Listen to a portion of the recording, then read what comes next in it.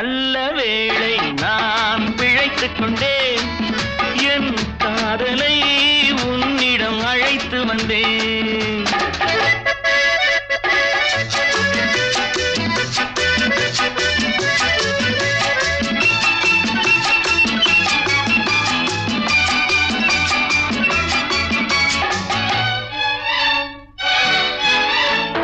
மடிமேல் குயிலும் கொடி போல் துவளும் பேரழகை படம் பிடித்தேன்.